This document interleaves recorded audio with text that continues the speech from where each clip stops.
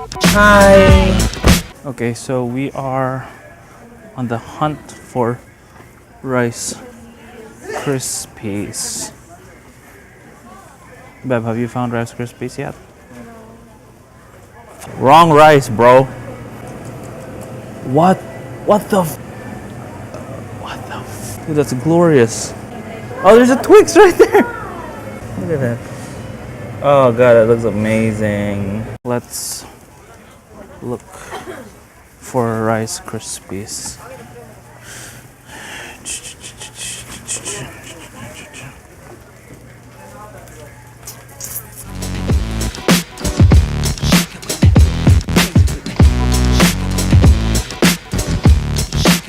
Did you find Rice Krispies? No. We didn't find any Rice Krispies. Okay, so I guess we're going to SNR later. Cocoa Crunch. So they have like a Cocoa Crunch bar? That is so weird. How confident are you that we're gonna be able to find that in this SNR? Like super confident? Like on a scale of 1 to 10? 4. 4? Okay.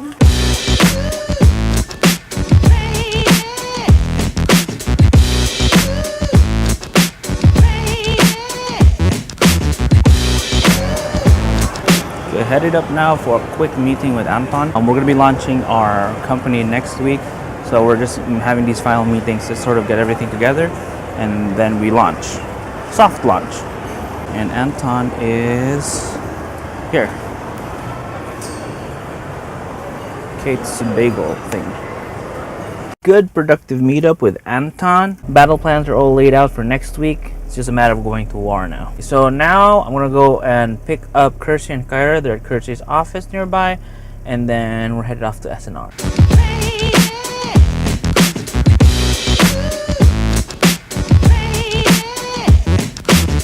Okay, just got out of SNR. SNR is like, what is it? Costco? Yeah. SNR is like owned by Costco, so it is like Costco. Walmart. Not Walmart, Costco. Different things. And we're heading out of here because Kirsty, where they park? No. Car's here. Kirsty so has to go to mass. Let's get out of here. Okay, so we're back home now. I actually wanted to talk about something that's kind of a big issue in the US right now. I'm talking about they're having some election issues. Here's the thing, as I'm sure almost everyone on this channel or everyone who's watching this knows, the US just had its presidential election. If they were like any other democracy in the world, they will hold the election based on how many people actually voted for whom. However, the US used a very different approach. They used something called the Electoral College. Now, the Electoral College is actually very important when it comes to talking about their elections, because when people go out and vote on November the 9th or whatever date is in November, they're not actually voting directly for the president. What they're actually doing is they're voting for which set of electors get to go on and join the Electoral College and then cast their vote as a representation of what the people voted for. Sounds confusing?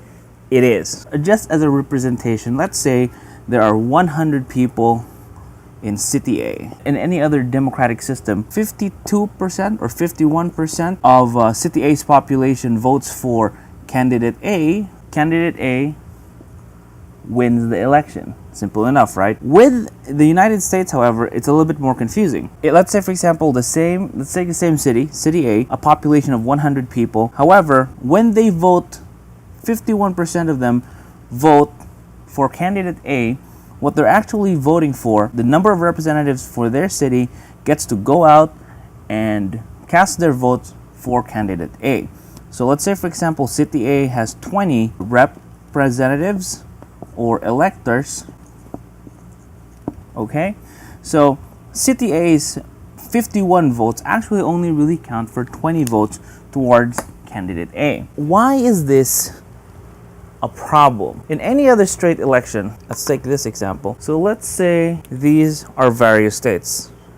State 1, State 2, State 3, State 4, State 5. State 1 has a population of 10, let's say 10 million people. State 2 has a population of 5 million. State 3 has 8, State 4 has 4, and State 5 has 3 million inhabitants. Now let's say, for example, each million inhabitants is represented by one electoral vote. So that would mean City 1 has 10, City 2 has 5, City 3 has 8, City 4 has 4 votes, and City 5 has 3 electoral votes. To become the next president of the United States of America, you need a majority of the votes. You would need, in this case, 16 votes to become the next president. So again, remember, these 10 votes here are supposed to represent the 10 million people that live in City 1. In any other regular election, let's say, for example, they were voting straight for their specific candidates. Okay, in City 1, the votation went as such. 4 million people voted for the Republican Party, 6 million people voted for the Democratic Party. So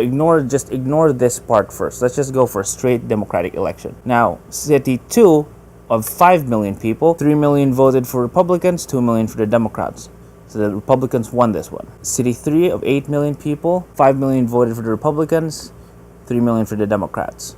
City 4 of 4 million people, 3 million for the Republicans, and 1 million for the Democrats. City 5, or State 5, of 3 million people, 1 million people voted for Republican, and 2 million voted Democrats. Resulting in, if you tally down all the votations or all the votes, the Republicans win. But just barely. In any other straight Democratic election, the Republican candidate in this case would have been elected the next president. That's simple enough. Now, however, let's take the Electoral College into account. Same figures here. State 1, the Democrats got 10 electoral votes. State 2, the Republicans got 5 electoral votes. State 3, the Republicans get 8 electoral votes. State 4, with 4 million people, the Republicans get 4 electoral votes. And State 5, with 3 million people, the Democrats win this one and they get 3 electoral votes. When you tally them down, you get these figures. 13 electoral votes for the Democratic candidate, 17 for the Republican. So it jives with what we see here. The Republican wins the popular vote, and he also wins the electoral vote. What's happening in the US right now is that the Democratic candidate, Hillary Clinton, received the majority of the popular vote. However, the electoral vote says otherwise, with Trump winning by a big margin. So how did that come to be? Here's the funny thing about the Electoral College. It isn't actually representative of how many percentage of people in that specific state voted for whichever candidate. It's winner takes all. So if ever you inch out even by 1%, you get all that state's electoral votes. So if it's 5 electoral votes, you get all of that. If it's 20, you get all of that. If it's 55, you get all of that. And that's where the problem lies. Watch. Bear with me here, okay? It gets a little bit confusing. So quick rundown. Same states, same population sizes, okay? Let's say, for example, these results come out. So let's go back to State 1. State 1, where 6 million people voted Democrats compared to the 4 million people who voted Republican, resulting in the Democrats getting 10 Electoral College votes. Let's say, for example, however, the next 3 states are a lot closer than what was expected. Take State 2 with 5 million people. 2.6 million people voted Republicans compared to the 2.4 million people which voted Democrats. Okay? As a result, the Republicans win, resulting in 5 electoral votes for the Republican candidate. State 3, 4.1 million people voted Republican, 3.9 people voted Democrats, resulting in 8 electoral votes for the Republican candidate. If you notice, on the electoral vote count, it's the same results. Even if we go 3 million vote for the Republicans, on State 4, 4 electoral votes go to the Republican candidate. Now, for the last one, same as the previous prediction, or same as the previous model here. 1 million people vote Republican, 2 million vote Democrat. So this State 5, the Democrats get 3 Electoral College votes. Now when you tally them down, let's start with the Electoral College here, it's the same as the previous scenario. 17 electoral votes for the Republicans, 13 for the Democrats. As a result, the Republicans win. However, when you go now to the popular vote, and watch this, when you tally these down, the Republicans only got 14.7 million votes. These are actually votes cast by actual individuals. The Democrats, on the other hand, got 15.3 million votes. So in comparison, in this scenario, or in this specific case, the Democrats won. And this is where the problem with the Electoral College lies. Because of how it's set up, even if you only get, worst case scenario, you only get 20% of the popular vote, there is still a possibility for you to win the Electoral College. And a lot of it has to do with, one, the winner-take-all system, where basically even if you edge out a state by one vote, you get all of that state's electoral votes. And secondarily, there's a provision in the Constitution, or in the part of the Constitution that created the Electoral College, granting smaller states more electoral votes than they rightfully should have. And some of the bigger states get less electoral votes than they rightly should have. And that's actually something I'd like to point out. The Electoral College, though roughly corresponding to the amount of population of a specific state, doesn't necessarily coincide. It's not an exact number. Basically, the ground rules is that each state gets 3 votes to start with, and then more depending on how many people live in that specific state. So it is a confusing mess. And really, the only solution to it is to get rid of the Electoral College altogether, because it always causes confusions like this. In America's history since the Revolution, this scenario has occurred 4 times now. That's 4 times out of 56 elections. That's a 7% figure where the person that the people didn't vote for actually wins the presidency. That blows my mind. What it boils down to is that sometimes the rules just aren't stacked in your favor, and sometimes they're just loopholes that are easily usable in your favor. So I guess what I'm saying here is that this is probably like the 3rd video. This is definitely the 3rd video I've made regarding the US elections, and is affecting me so much because there's such a huge headache surrounding it. And a lot of people actually don't understand why Hillary won the popular vote, but Trump still managed to win the electoral vote. And when it all comes down to it, Trump actually legitimately won the election.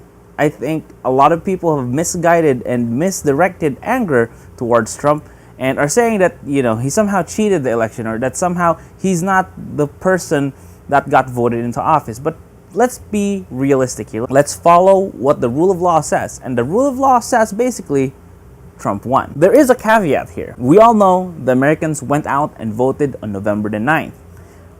The funny thing is, that actually wasn't the election. So remember how I mentioned that when people vote, they're actually not voting directly for the president, but rather which electors get to go to the Electoral College. The Electoral College convenes in December. When they come together, that's actually when next president becomes elected. It's not during the general election, but it's actually during when the Electoral College convenes. This is a remnant from a time when the fastest way to get around was by horse. There was no telephone, there was no telegraph, or anything of that sort. So the best way to communicate what each town, what each state needed, was to send a representative out to Washington, D.C. and have them speak for the people. And this is where things could potentially get messy, because there is actually nothing in the law, in the Constitution, that states that the elector or the representative of the state has to vote the way their state voted. The electors can actually choose to give their vote to whoever they really want to. And that is potentially very, very, very messy. To speculate the possibilities, get your tinfoil hats out, people. Hopefully no more surprises comes along the way, and America just goes back to being business as usual, doing their thing, regardless of whether Trump is actually going to be a good president or whether he's actually going to serve the interests of the people or whatever. We can only really guess. But the truth is, it looks like he really did win this election, and people better get their heads around that, keep their heads right, and just work to make the country better. I guess that is the end of this particularly lengthy episode. Thank you very much for tuning in. These sorts of things really interest me, and leave me a like, a thumbs up, or hit subscribe down below if you like these kinds of videos. So again, thank you very much for tuning in. I hope you had a great day. It's been a great Saturday for me so far. I'll see you guys next time. Stay awesome.